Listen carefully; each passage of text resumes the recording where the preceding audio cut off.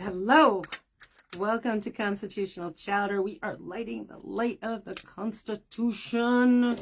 May it burn bright. I hope you guys are doing well. Things are going amazing here at Enchantment. We just keep getting better and better, and the energy keeps getting better and better. So I hope you're doing well. Today, we are going to be discussing the 16th to the 20th Amendment. And then next week we'll finish up with the amendments. And then we'll take a quick peek at the articles of our Constitution just to give you a refresher on how they're supposed to work. And that is the three branches of our government and how they work in relationship to us, we the people. Now, I'm Faith McCann here at Enchantments in Manchester, Connecticut. I am not an attorney, nor do I want to be one, but I have been studying the Constitution for decades. Primarily, I started in relationship to how it developed out of the 17th century witch panics, and how the people, especially here in colonial America, did not have the protections and the rights and freedoms afforded by our Constitution. The witch panic started in the 1600s. 1647 was the first person put to death under the charge of witchcraft here in Hartford, Connecticut. And then subsequently, people were accused and executed primarily in Massachusetts and Connecticut, in New England, that is. And the last accusations that we have around here were in the early 1700s. And we, of course, did not get our Constitution until after the Revolutionary War, and the first Bill of Rights was ratified in 1791. So all of these rights were afforded to us as we were creating our Constitution, setting aside the powers and rights of the three branches of government that we determined that we wanted, and then our rights as the people. And of course, after the Bill of Rights, very quickly thereafter, situations occurred where the people needed to amend the Constitution, because the Constitution, unlike some people feeling that it's an old dead document that was created way back when, it's not. It is a living, breathing entity that is constantly evolving, constantly being evaluated, and we the people will constantly add to it, change things, amend things, maybe take some things away, as we'll discuss in a few minutes. The 16th Amendment: Congress shall have the power to lay and collect taxes upon income from whatever source derived, without apportionment amongst the several states, and without regard to any census or enumeration.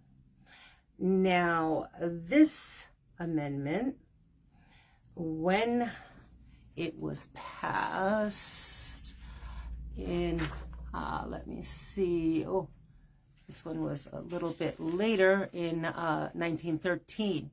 This was the 16th Amendment, February 25th. When this was passed, it's considered the income tax amendment. It actually changed some of our original Constitution, such as Article 1, Section 2, Clause 3. Now, remember, the articles are set up to instruct the three branches of government: the executive branch, the legislative branch, and the judicial branch, what they are able to do and what they're not able to do. And it's very clear. If it is not written in the Constitution, you can't make things up. You can't just sign an executive order and a genie make that happen. It doesn't work that way. If it's not there, you don't get to do it. So Article 1, Section 2, Clause 3 originally stated, House representation and direct taxes shall be apportioned It may include within this number, according to their respective numbers, which that means in big fancy olden days speech, by census. The number of people in your state determines what type of taxes that you're going to pay. Article 1, Section 8, Clause 3. No, Clause 1, I'm sorry. The many powers we give to Congress includes the power for Congress to tax. We gave them that power. Article 1, Section 9, Clause 4, limits on Congress in regards to direct taxes. And at that time, they were related to the numbers. So Congress could tax larger states more money than smaller states by population. I mean, if you had a super, super big state, but you had less people in it, it was by population, not sizes of the land mass of the state. So a state that had fewer individuals were taxed less money than a state with lots of people. So it wasn't true when it came to the 16th Amendment that some people felt that we never paid income taxes before 1913. We did. For instance, the Revenue Act of 1861, the Revenue Act of 1862 were direct income taxes on the people. Especially as the Civil War was getting, going, these are graduated taxes. And during the Civil War, 3 to 5% graduated taxes were applied to salaries over $600. That's a lot of money. There's some talk in Congress of taxing the super wealthy. At this particular time, that was the very wealthy, $600 during the Civil War. Well, these revenue acts finally were allowed to expire, and the government, Lincoln and the Republican Party, became more reliant on tariffs. There's a whole course that you can take on tariffs. Well, the problem with tariffs was and is again becoming is it raises the cost of goods to the consumer, however you want to look at it. These costs affect everyone, all the goods, and in every walk of life. I own a store. If the prices for my wholesale goods go up, I am forced to raise the retail price. That price gets passed along to the consumer, and if somebody up top is pulling the strings saying those goods coming in from various places are going to cost me more, then I am forced to pass those cost increases on. So this did not make anybody happy at the time. It was affecting everyone. So a populist movement was started by many, many different groups. And in 1894, the income tax there were state income tax started with 2% incomes being applied, 2% taxes being applied to incomes over $4,000. Some states wanted to adopt that to see if they could offset some of the, issues with tariffs. Finally, the fights over direct taxes.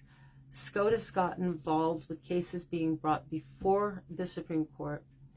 In 1909, Howard Taft got behind the income tax idea. In 1912, Teddy Roosevelt and even Woodrow Wilson, all three candidates, if you can imagine that, take this for a minute, in 2025, all three candidates, Howard Taft, Teddy Roosevelt, Woodrow Wilson, all supported this idea of income tax as opposed to getting all of our government money from tariffs. And it was a progressive idea. They all supported it and were able to push it through Congress because both parties lined up hand in hand on both sides of the aisle. We say that a lot today. We don't mean it. I mean, we can look over each side of the aisle, but nobody is willing to work with one another from what I can see. I think what most of us can see. And in February 25th, 1913, the 16th Amendment was passed. We need 36 at that point. We needed 36 states to get it passed, and we had 42 states pass it. So everybody was like, yeah, this is a better idea than to have people struggle to actually be able to even buy food to put on their table. But as much as I love history, I think everyone is going to get a bit of a historical education, because with the new tariffs that are being promised and put into place every day now, today is April 1st, 2025, we not only have income tax and sales tax and other taxes, but now we have tariffs layered on top of that, and things are just going to become much, much more expensive. So buckle up, Buttercup. Now we go into the 17th Amendment, how the Senate is chosen. Our Congress is divided into two parts. We have the House of Representatives, and by its very nature, you know, the representatives represent each state, and by percentage of population, you have a number of representatives for the number of people you have in your state. Then we have the Senate.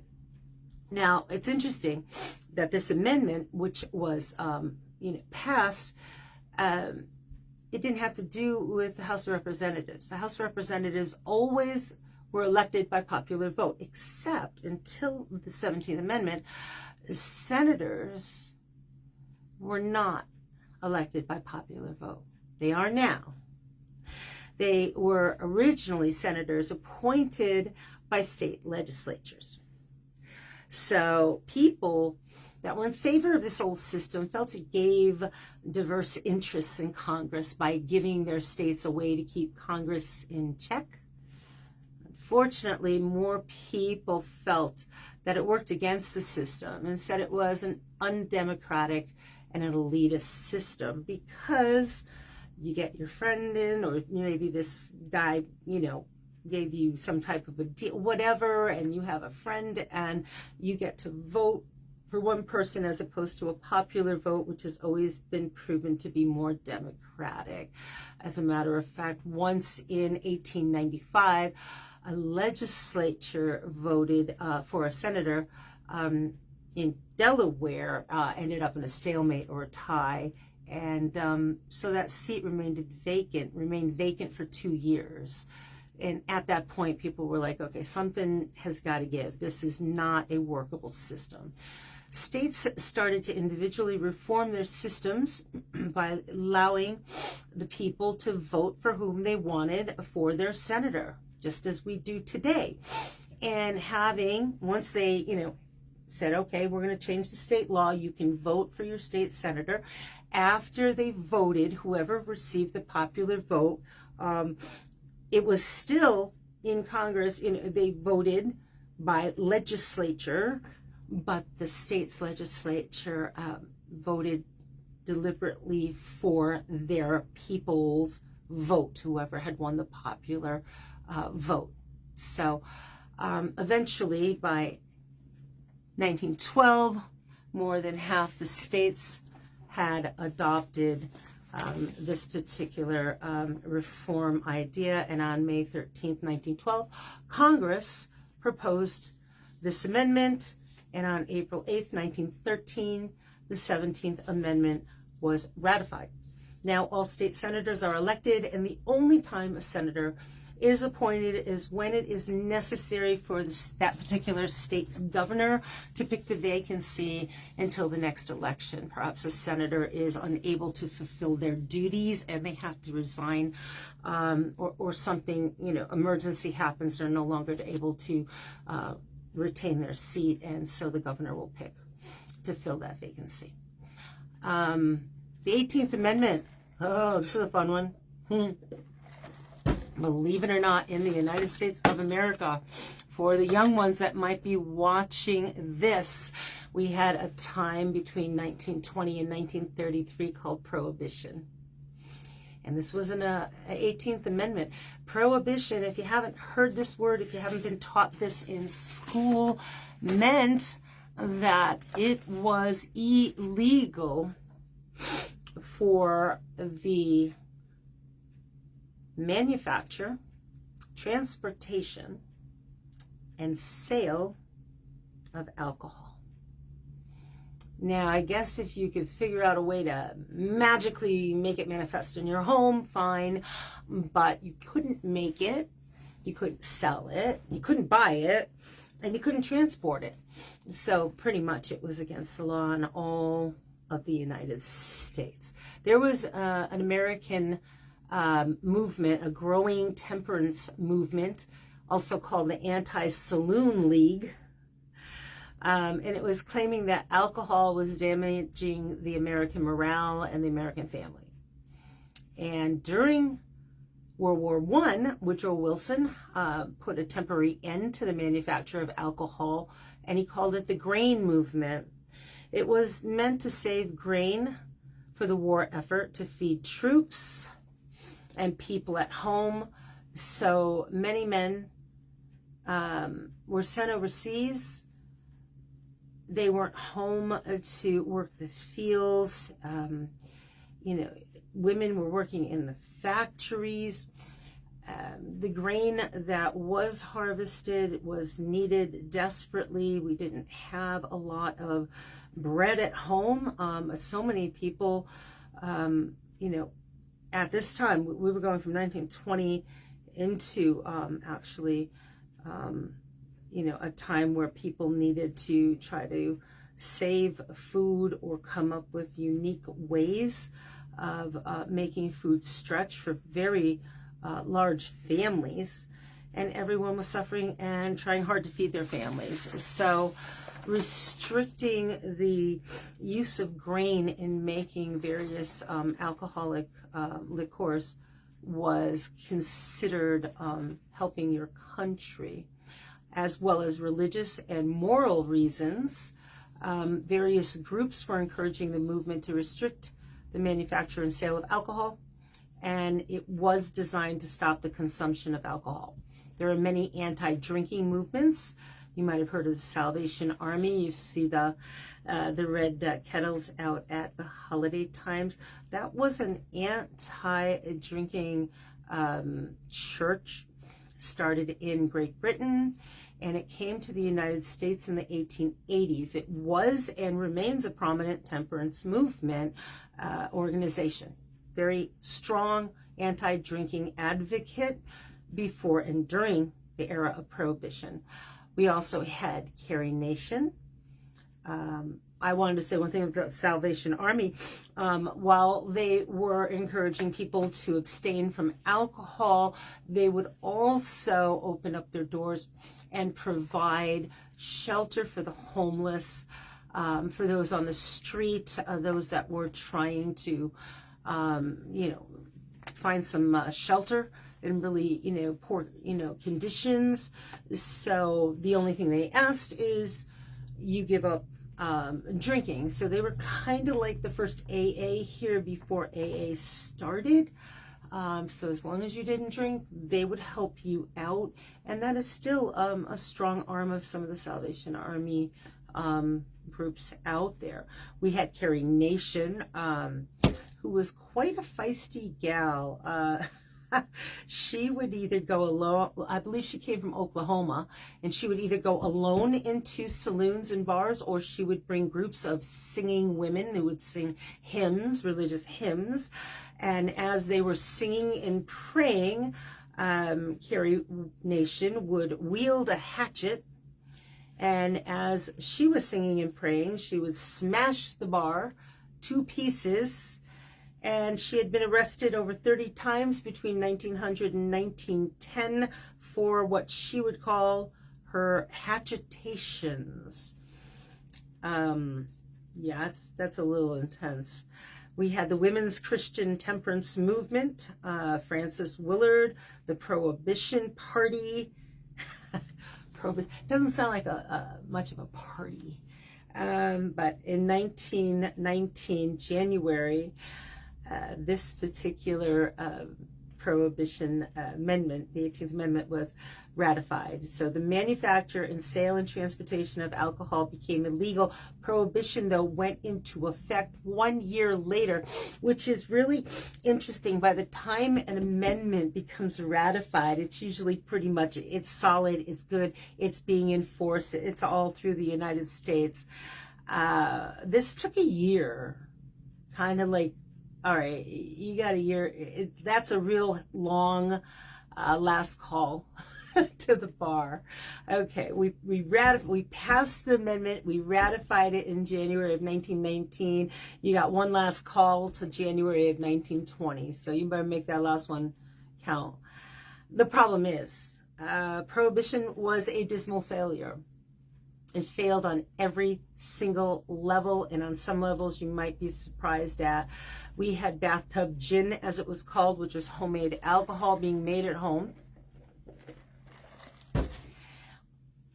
As it was being made at home, it was being made in unsanitary conditions, using all types of alcohol that were not made for human consumption, basically creating various types of poisons, which either made people go blind, made them go insane, or actually killed people. And organized crime became established and grew readily and very quickly at this time.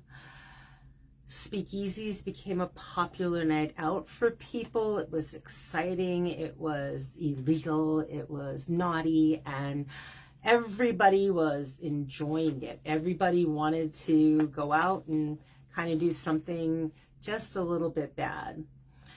There was never enough prohibition police to enforce the laws. And between the failures and the sharp rise in crime during this period of time, by February of 1933, Congress passed the 21st Amendment. Now, the Prohibition Amendment was the 18th. The 21st Amendment repealed the 18th Amendment, which made drinking federally legal again, though at that time there remained counties in the South that were dry counties where the sale remained completely illegal. To this day, there are a handful, about 6 or 7 states in the lower part of the United States where they have what are called dry counties. You cannot buy alcohol or transport it in your vehicle in a number of counties.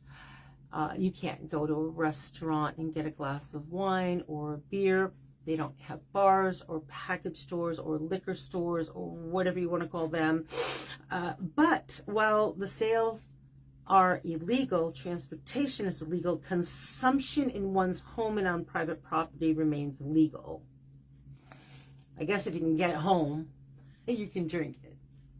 And of course, every county, the laws differ slightly. This is, again, we look at the sovereignty laws in the Constitution we discussed a couple of weeks ago, allowing the states to retain the right to pass their own laws regardless of federal law. And now we get to the 19th Amendment, because remember, between the 18th and the 21st, we had 2 other amendments passed in those 13 years. The 19th Amendment, women get the right to vote. If you're a woman, I hope you are paying attention to this, and it would be great if you wanted to pass this or share this on to someone else, because so many people don't feel it's important to vote. Now, whether or not you think your individual vote makes any difference or counts, there is yet another level to our freedom and our protection to vote. Besides the fact that there are many factions out there that are working extremely hard to remove so many different people's right to vote, making it harder for us to vote, the fact that we have that right is incredible, and it's such a gift. It was ratified in 1920, but in the early years of America, people seem to think that women did not have the right to vote at all, ever. But there were some exceptions. There were places where women could vote before 1920. In New Jersey, they could vote until 1807. There were a few states, 3 or 4 states, if you were a widowed landowner that had any kind of money or assets or property, they would allow you to vote. So there were some exceptions, but most of these women were then stripped of their right to vote in the late 1840s and early 1850s. So women became involved in the fight against slavery and the fight to save the Union during the Civil War, such as Susan B. Anthony and Elizabeth Cady Stanton. And they honestly, they were just leaders of mass movements of women that believed that people had the right to be free, that slavery was, inherently wrong and unchristian, and just to own another human being was wrong. So as they fought so desperately for the right for these people to be free, they believed that their fight during the war earned them the right to be included in the 14th and 15th Amendments, which was abolishing slavery and the right for black men to vote. They lost. They reorganized in a long campaign for suffrage. This became very effective out west, and the national women's suffrage became a movement that went through the courts. During World War I, this era, the suffrage campaign to change the Constitution became a big push through the United States. We had silent sentinels, women holding protest signs, standing peacefully, quietly, again, silent sentinels outside of the White House, just holding up signs saying, give us the right to vote. And they were arrested by municipal authorities. They were arrested. They were imprisoned. They were force-fed. When I say force-fed, don't make the mistake of thinking, oh, wow, they were starving. They wanted to keep them healthy. No, they were force-fed as a form of torture, which is against the 8th Amendment. And some died, and other atrocities befell them. It was a horrible time in the history of women's rights. They were finally able to convince Woodrow Wilson to support them. Women gained the right to vote in some states like New York, and by 1919, Congress endorsed this proposed amendment to the Constitution. It was finally ratified in August 18, 1920. 1920 might seem like a really long time ago. Why this is so important? The last state to actually ratify this, and when I say ratify, it means a state that actually paid attention and said, you know what, this is important to us. Yeah, we had 3/4 of the states ratify it. It became an amendment. We don't have to ratify it, but to actually say, we see you, we recognize you, we respect that you have the right to vote. The last state to do that was Mississippi in 1984. Now, if that just doesn't offend you, well, all right then, you're probably a man. Not that all men felt that way, because a lot of men helped push this through. See, that's the whole thing about these amendments. You can't just expect one group to push this through. You need all groups to get together, we the people, to make this happen for the people. Then we have the 20th Amendment, January 23rd, 1933. And the 20th Amendment is the time between election and taking office, as well as the vice president's role in the case something happens to the president. This amendment shortens the time between an election and the time a president and the newly elected members of Congress take office. Before the 20th Amendment changed The lame duck period is what it was called, between the time a member gets elected and the time a new member gets elected and takes office, used to be a lot longer. Of course, we know that the election is in November, but the newly elected Congress used to be March 4th. Now it's January 3rd. The newly elected president, it used to be March 4th. Now it is January 20th. And the sessions of Congress, okay, they switched from December 5th to January 3rd. It also empowers Congress to change the start date, which it has done several times. Section 3 of the amendment affords the vice president to take the office if the president-elect dies before taking office, or if the president-elect fails to qualify for the office. That's very important. People don't realize after the president is elected, president-elect, before they take office, they have to go through a series of qualifications, medical testing, psychological testings, and whatnot to make sure that they are fit for office. Section 4 of this amendment empowers Congress to decide what happens if one of the presidential candidates dies after the election and there's a tie in the Electoral College, or if a candidate dies and no candidate gets a majority of electoral votes. In either case, Congress would vote as to who would be chosen. That's important. Congress, both houses have to come to an agreement, the House of Representatives and the Senate and all of that. That is where our voice is heard. So if you don't think your vote counts when it comes to president, just remember we have an election coming up in 2026. It's sooner than you think. It's the midterm elections. And who we elect for our representatives, who we elect for our senators, who is representing us. People sadly don't even pay attention to who's running for president until literally 6 weeks before a presidential election. 90% of the people in this country couldn't even tell you who their elected representatives are. They don't even know their names.